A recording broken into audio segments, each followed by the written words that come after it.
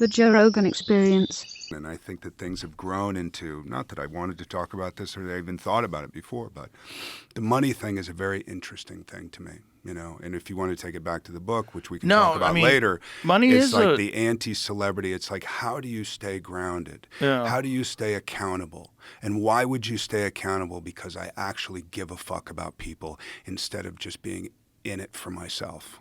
Yeah. And I think that's the difference. Well, I think one of the things that happens to people with money is you didn't have money when you were young.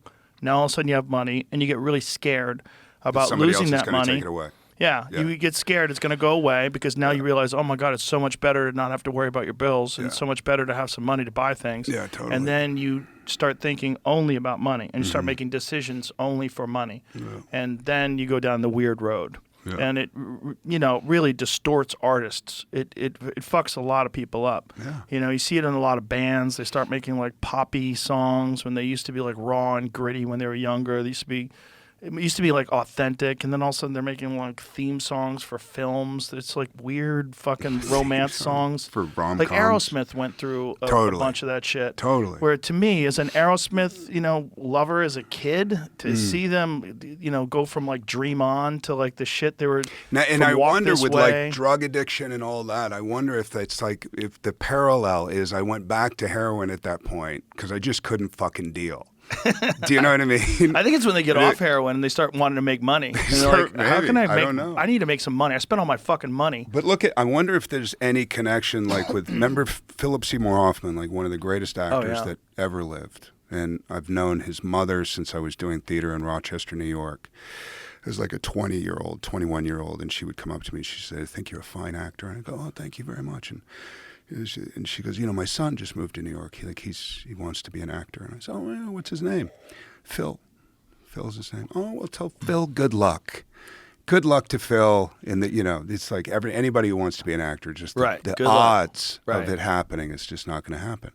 And then Phil became this guy, 22 years of sobriety, who had an inkling in the beginning and said, you know what, I don't want this to control like my thing, so I'm not going to do it. I'm going to give everything I am to acting, and I'm going to try to make the best career, theater career, movie career, whatever.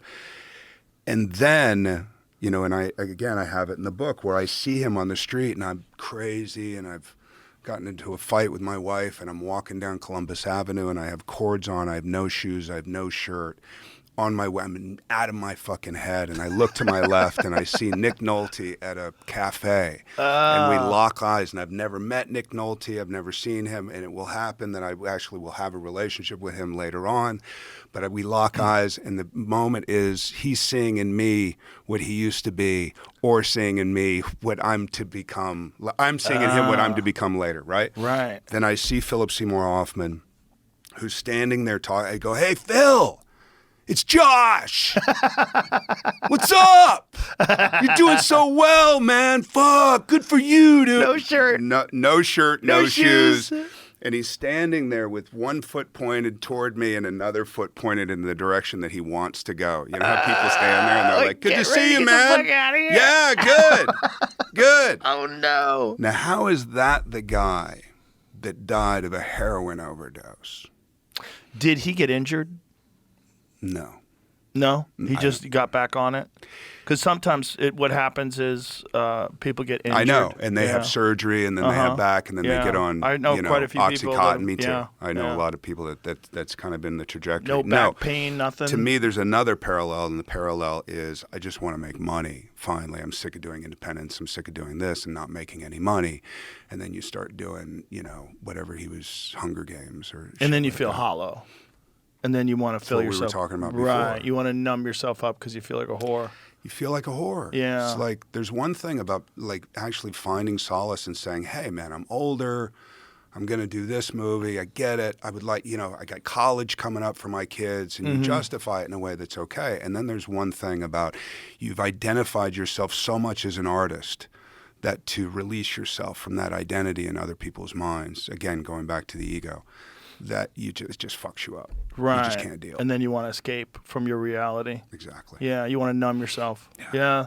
Well, that is a real fucking thing, man. And if you've ever done a project where it's like really, I did a really bad sitcom once, And I remember. That you acted in? Oh, yeah. It was terrible. And I remember while I was doing it, I was just imagining, like, what if this is my life? What if this stupid piece of shit sitcom goes for like 10 years? 10 years, and I have to keep, because there's sitcoms that inexplicably are very successful, or were in the 90s. Yeah. And very successful. And they were terrible. Terrible. They were terrible. But people love them. Well, people want to be like numb. eating ice cream. They just want to slack jaw, sit in front of the computer or whatever, the TV, and eat SpaghettiOs, just fucking numb themselves to some mundane bullshit. Yeah. And if you're doing that kind of a thing, you live in hell. Mm-hmm. And a lot of those people that do those things, they wind up doing drugs because they just feel very lost. But if you do that and you live in hell. Yeah, you live in hell. Which it is, to me, It to sounds you. crazy to a person listening.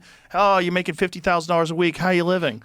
You're living in hell. Like, what are you talking about? No. Most that's people not would be the like, point. that's great. That would be amazing. But if you want to do a thing, if like you want to be a great comic or you want to be a great actor, and you're doing, You have to have incentive. Right. You have to want to create something really good. Right. And when you can't create something really good and you're just doing it for money, you feel trapped and you feel like shit. And then you have to reward yourself for this stupid fucking thing you do. Yeah. So what do? You go out and buy a nice Mercedes. You get a fucking house in Malibu. Now you have a large monthly nut that you have to cover. But when you take people over your house, like, look how I'm living. Yeah. Look at this ocean view. Yeah. Come on. How much of this house do Not you use? bad. Nothing.